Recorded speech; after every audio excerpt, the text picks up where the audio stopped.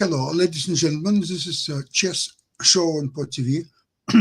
My name is Sasha Star, and we have a distinguished guest today, Professor Ken Regan. Welcome to the show. Oh, yes. Thank you for having me on, and welcome to my office again. And notice that my whiteboard has been wiped. No more Oh, quantum computing and finite automaton equations. oh So yeah, that's you're important. right. And also, of course, I would like to invite Dan. Welcome to the show. Dan is hosting, Dan Fleet is hosting several Yeah, titles. good morning. Yeah, Ken, I'm disappointed in your whiteboard. Yeah, that's right. Yes, it's. I have yeah, not put anything on it yet. So. yeah. Yeah, it will be much busier and very soon. Mhm. So, in the meantime, Ken, tell us about the latest tournament. And of course, you have some very, very interesting games. I've seen some of these games, not all. And it's really, really very entertaining Well, stuff. I've teed up one loss by Magnus Carlsen to show so far at the Granke tournament. Now the Granke tournament has an interesting format. It's 2 rounds a day, playing game 45 with a 10-second increment, which I liken to game 55. And it's not game 60 as a nomenclature thing here. Game 60, in whatever form, 45 plus 15, if you have 60 minutes for 60 moves, then I count that as a form of classical. But if it's game 55, anything less, I class it as a form of rapid. And it actually means that when I screen it, I use different formulas that are trained on rapid. But anyway, you could call this very slow rapid if you wish. It does tend to produce allegro finishes, and that may be the explanation for what happened at the end of this game. So first round, the tournament, Granke tournament, is notable because it is the first tournament to feature the last two, the current and former world champion, namely Jing Ziren and Magnus Carlsen. Um, so, so how would the ex-world champion fare in the first classical tournament he's played in 2024 because he did not play Vaikonce this time? He has simultaneously said that he doesn't think he's going to play classical again this year, but he's playing Norway chess, which is a format that includes classical um, as well as uh, tiebreak games and the evented draws, a format that was used at the London 1883 tournament. So, okay, so Caro-Kann advanced variation, a very popular way. And now with this Alpha Zero maybe inspired move to play H4, and Black commits to H5, thereby establishing that his bishop won't be trapped. So White goes to exchange off the bishop, and now we have a position. Again, looks like maybe some other forms of Caro, but with the H pawns opposing each other. Okay, so now we're still going to play some creative offbeat moves. We're going to play Queen A5 check, and I frankly don't understand the point of that move. C3, on the other hand, maybe the point is that however White responds to the check is going to be a little inconvenient, and White now has the inconvenience of trading the knights. And ordinarily, I would think, I'm a light square position player because I played the B6, the Enketo line as black, so I might have expected to see Queen A6 as the intended follow up to challenge the light squares, but that's not what Carlsen had in mind. Maybe Carlsen just playing chess, so he plays a standard idea, must say, C5. And I also must say there's really nothing wrong with Black's position here. So Queen A5 check had the idea that also it makes C5 effective because we're pinning on the diagonal. Okay, so White captures, Black captures with the queen. We have a nice queen now. Goes back so that White can't play bishop E3 with tempo, and it's eyeing E5. And Black decides to whip that off rather than play A6. So that's an interesting point. Let's see. The computer thinks A6 was an equally good move. Okay, so Now maybe black will think about play on the light squares again. This is after challenging e5. Can black take on e5? Well, let's see what the tactics would be there. Let's see, can we play ahead in these positions? Let's see. We take on e5. And the problem is queen b5 check and losing the b pawn. It's very prosaic. There's nothing, no interesting pins. So therefore black plays normal chess. Now white removes the queen. That's, I guess, again, sometimes you retreat a piece preemptively so that the other player cannot gain time by, for instance, going into e4. The computer does think white has a fairly persistent static advantage over a pawn. And it's going to grow after a move like this that might be a little bit too, risky in prospect. All right, so black castles. Now white's rook has been located on a4. I must say that this makes sense so long as you're happy with the trade of the e pawn for black's h pawn. Here we go. Black plays rook e8. Doesn't the computer actually wants black to go through with this capture? And actually, the recapture of the h pawn is not so well. It's an equally good move. It's not so impressive for white. So white can also pin and play queen d4 and win the pawn back on the king side, and you wind up with a rook ending where black has 3 pawn islands. But maybe that's not so bad for black.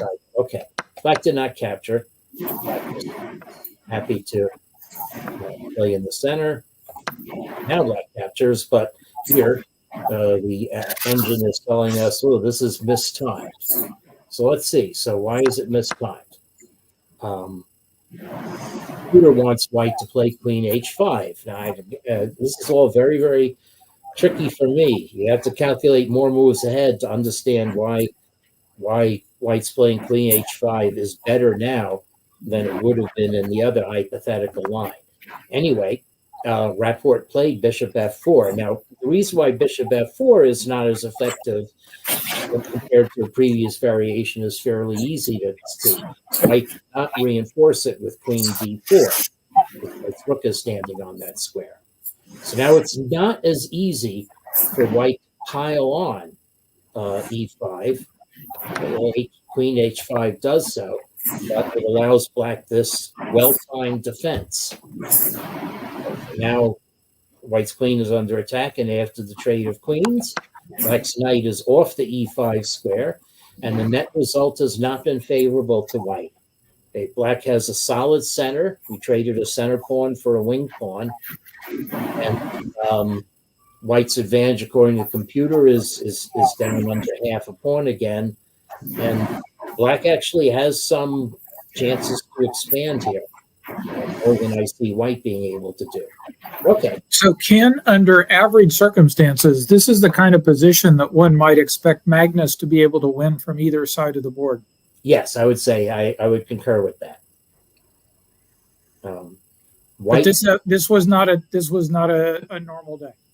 Yeah, it's not a normal game. Now, White's plan might involve b4, pushing b4, b5, and using the fact that his bishop cuts black's knight off from d6 and e5 from coming to the aid of the queen side. Of course, again, that has to be looked at tactically. How fast is black coming in the center? And it's prophylaxis against the center fork, which is black's most immediate threat, of course, that occasions Magnus to play bishop h2. Rapport to play bishop h2. And Magnus just moves his king. I guess doesn't want to play rook d8. No, rook d8 hangs a pawn. Yeah. So the move black would love to play in this position is this rook to d8, but unfortunately not legal by the rules of chess. So, okay. All right. So we retreat the knight. Knight is coming to c6. Okay. Now pressure on the b pawn that way, and Carlsen decides to shed it and do this trade.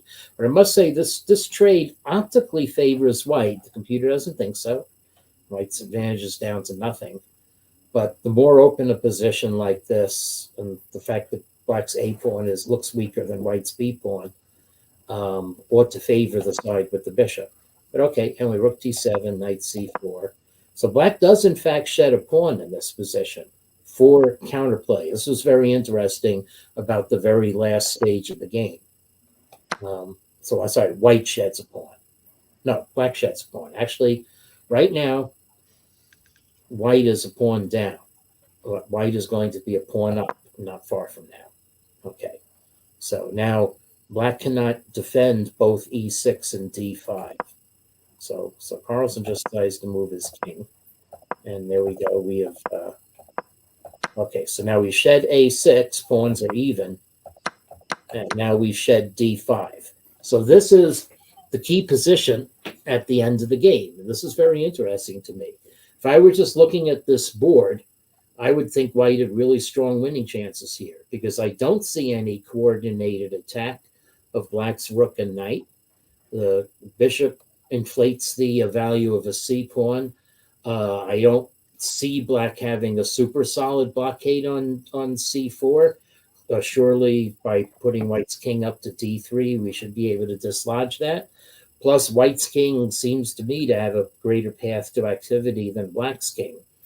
And it's not necessarily clear to me that black can make effective counterplay on the king side. Of course, this is just a first impression. You have to look more closely at actual variations. And we have the all-see computer that says that after rook a2, black does in fact have sufficient counterplay in this position. Well, black and white has a huge advantage on the clock too, which winds up becoming decisive. Yeah, 1 minute to 18 seconds. Yes, and that actually is a whole possible vocation for me to decide what really is the effect on one's rating of having only 18 seconds in a position like this. Well, we are about to see. Black makes first one misstep, and then so what the computer is saying very sensibly: get your king off of h6, put it back to h7, or put it on g6. Okay, so those are the only two moves that time things right before white is able to unentangle. But Carlsen played this very understandable move to hit the pawn, and now what the computer says is that white can go on the attack here with bishop f8 being a strong threat. Okay, so in this, why is this really effective for white? Well, apparently it is. Actually, what it is it's a mating net. You're going to take on g7 with the rook, and black's king can't go anywhere, and you'll have a mighty discovered check coming up. So, in fact, the computer says that this is going to take with the bishop, I guess. Okay, all right. I know I'd fear taking with the rook, but let's just see. Rook c2, natural move. Rook takes g7, actually not as effective as bishop takes g7 check and bishop f8. Ooh, okay, mating. Oh, so you just changed the mechanism. That's the idea. Mm-hmm. Okay, now rook g7 check and discovered check is very much in the cards here. So, okay, so this is trouble for black. Okay, so anyway, Rapport did the natural thing. Rapport defended the pawn, and then Carlsen carried through with his plan. Unfortunately, a ruinous plan. Oops. And then Carlsen realized we're getting forked on e3 and loss of game. So a bit of a misadventure. No credit white with serving up good moves, giving black the chance to beat himself, and he did. It's not very typical for Carlsen to overlook piece in a fairly simple position. Yeah. You see, he's getting older. That's right. He's over 30, so yeah. He's younger than Nakamura by almost 6 years. Yeah, or 5 years. Mm-hmm. That's going to be one of the fascinating things about the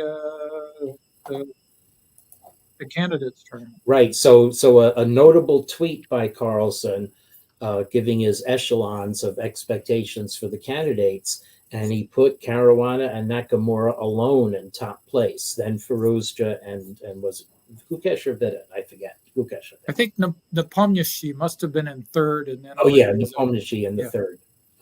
Nepomniachtchi, Firouzja, and Gukesh. Well, let's see if I can find the tweet. Well, I'm still sharing my screen, right? So Magnus. Yeah.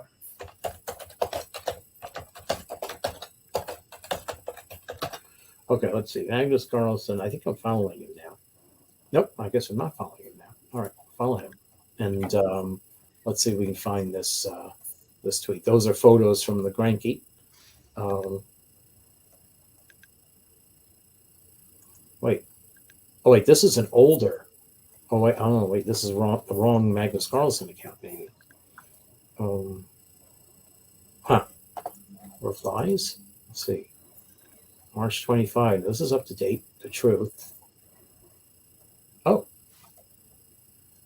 February 10. February 2. I guess this is it. Oh, that's funny.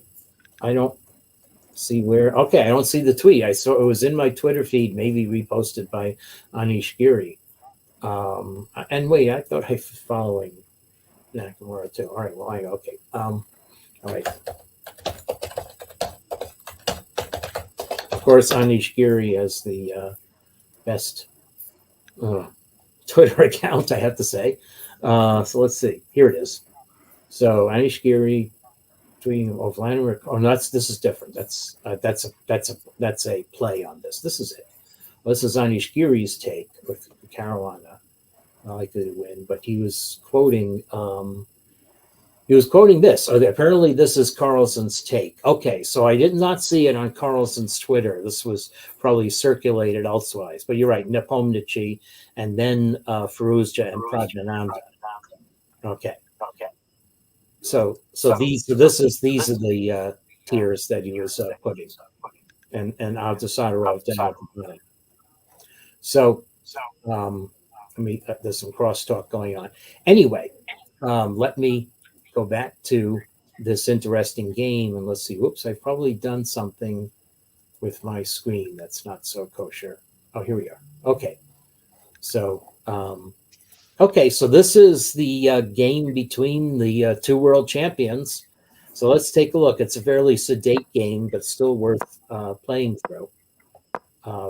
You can see the chess.com accuracy scores are both about 96, but I have my issues with the chess.com accuracy score anyway. Okay. All right. So I don't know how much of this is book. Game gets a little interesting when white plays g4, but we're going to curb white's enthusiasm by just playing solidly as black. And that you can't get much more solid than not castling and putting your knight on e6 first before deciding what to do. And now you've driven white's bishop back. So black just has to make sure that he doesn't get a position where he's going to be steamrolled in the center. But there are all sorts of safeguards against that. For instance, white, even if the e file were to be opened, white is not close to positioning a rook to check black's king along the e file. So, all right, so black casts queenside. And this is the first move by black to undo the double pawns and establish a beachhead. Now white cannot easily play either e4 or f4. Okay, both moves concede squares. So so black, in fact, now is able to make some noise in the center this way. Black's activity compensates for the missing pawn, and in fact, Carlsen decided to jettison a pawn right away. Now, this does say that that white has achieved something. Okay, black has to play this move, and now rook c2. By the way, this is one just interesting point about this is the exclamation point is automatically conferred by chess.com anytime the next move is really inferior. So, for instance, what the engine evaluation is saying here is that if white plays any move other than queen b3, for instance, trading queens, then black's positional choice is really vindicated. Okay, black have a substantial advantage, but this keeps an advantage for white.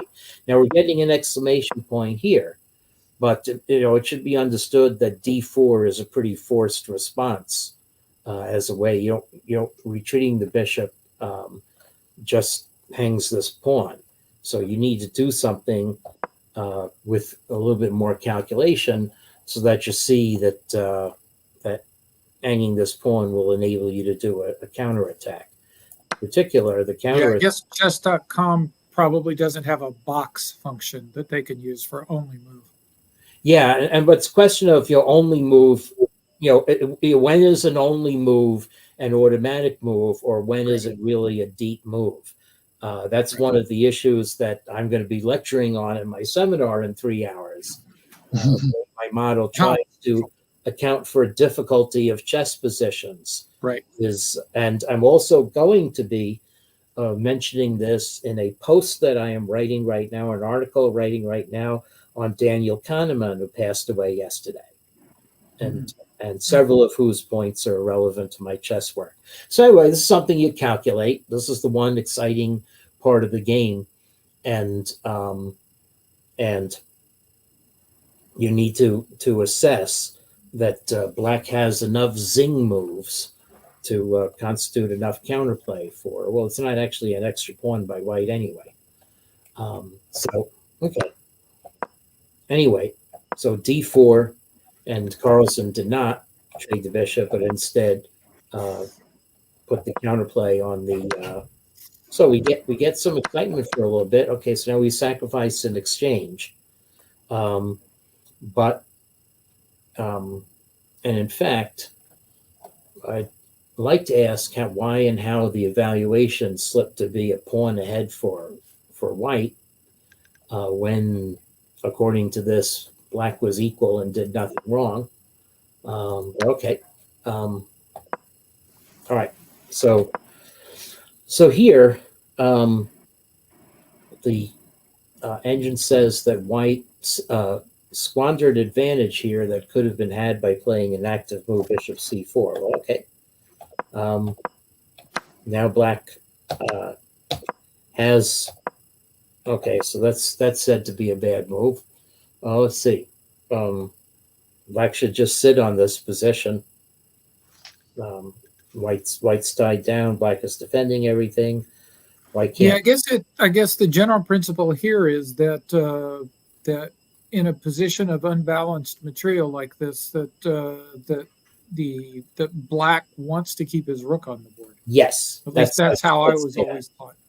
Yeah. So general principle: when you're down in exchange, or when you have two pieces for a rook, the side with only one rook wants to keep rooks on the board.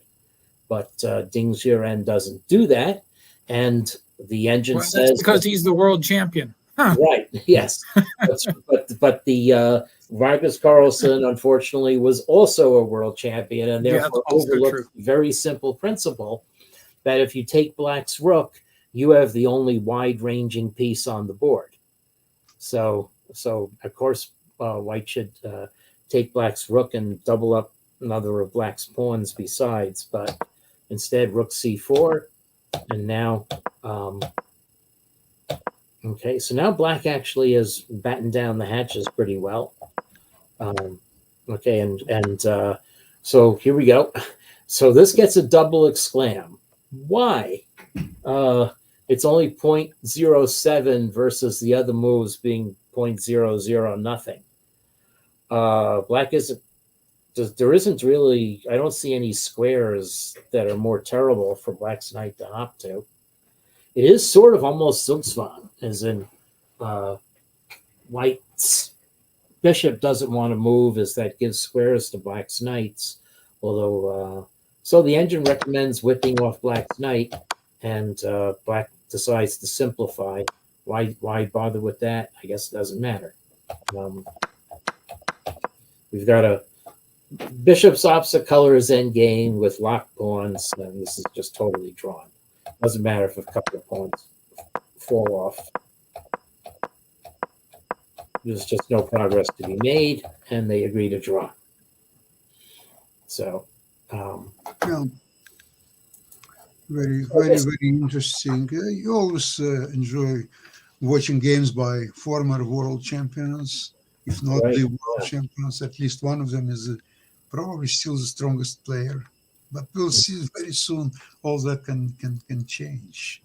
right. It Yes, seems, it's a question of how soon will it take for the young generation to surpass them? They have ratings in the range, around 2750. How many of them will progress up to the range around 28, 25, where people like Caruana, and I think even Vache Lagrave, and Kramnik was, and Anand surpassed. So that's the measure. I would think that it would take another 2 years to really change the rank of the Mhm. strongest players in the world. I think 2 years is quite sufficient time. Because Carlsen, he's not playing classical chess essentially, so his the ability to progress from where he is now in classical chess fairly limited, and the other players will aggressively try to close the gap in the next couple of years. That's what the way I see it. Now, who is going to be exactly? That's remains to be seen. Yeah. Well, we'll see. Yeah, the gap between Carlson and the rest of the field is it's not historic, but it's near historic, right? I mean, Yeah. Kasparov opened up quite a gap. Fischer, of course, had an extraordinary gap, but at least in recent memory, when you take Carlson out, there are 10 to 15 folks who on a given day can, so it really is Carlson versus the field in a lot of these events. Yeah, but Fischer's supremacy lasted about 3 years, from 70 to 72. Although he was probably the strongest player prior to that, but there were players like Spassky and a few others who could fight him and did so quite fiercely. And 70 to 72 is exceptional time when one player was so dominant and far exceeded anybody else.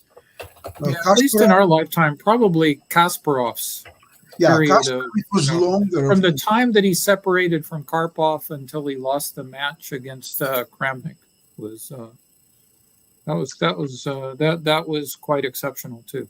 Yeah, you're talking about 10 solid years from 90 Yeah. to 2001. And Right. even prior to 1990, he showed his supremacy over Karpov and therefore anybody else around 1986, I would say, when he won his London match, London and St. Petersburg, I think. He showed already quite a supremacy over Karpov. And there is just a drop a little bit down in Seville match in 1977, I think, right? No, Mhm. Yeah, I guess kind of a Gotcha. I guess kind of an interesting historical rumination would be to consider someone like Caruana today and imagine him as a contemporary to someone like Karpov and imagine whether there would have been a separation there. It's my impression that Karpov at his peak was historically strong, but that's perhaps a recollection or so, and it may not be borne out by studies of his game. So Yes, one of the points. Ken, you may have a thought on that. Well, one of the points that I've always faced is the fact that while he was historically strong, Karpov's rating was only barely above 2,700. And when he faced Korchnoi in 1981, no one was above 2,700. Which seems wild. Seems wild, but I do measure the that is being correct. Mm-hmm. In other words, I've always said that by my quality measures, today's high 2700s players deserve their ratings. So even though relative to their peers, they're not as standalone as Karpov was. So this is the 2 points of view in a paper with Guy Howarth and Bartek Macheya from 2011 that you can find on my website. I believe that you're right about Karpov's rating. You see, when you study his games, it's very important to understand the great role of psychology in his games. He felt his opponents so well, and he felt the critical moment in a game when the normal pattern of the game is drastically changing. And at that time, he was prepared to take a risk considering the psychological nature of the game. And he was at the best. Probably he exceeded all chess players of all times to feel his opponent. And that's while his game, if you look at the move by move, it doesn't show his superiority over other strong grandmasters, but that one psychological detail put him on top of everybody else at that time when he was reigning. That's my opinion. Anyway, listen, I would like to thank you very much for today's program, and we will have even more interesting program. Yes, candidates start. We'll start. Yeah. We'll see on Wednesday, and with the schedule I caused to be shifted when I pointed out the eclipse, and many months ago. And the Canadian zonals are occurring right now. So. Yes, absolutely. Okay. Exciting. Thank you so much. We'll see you next week, same place, same time. Bye-bye, everybody. Bye-bye. All right. Bye, everyone. Good to see you, Dan. Yeah. Okay. All right. Good to see you, Ken.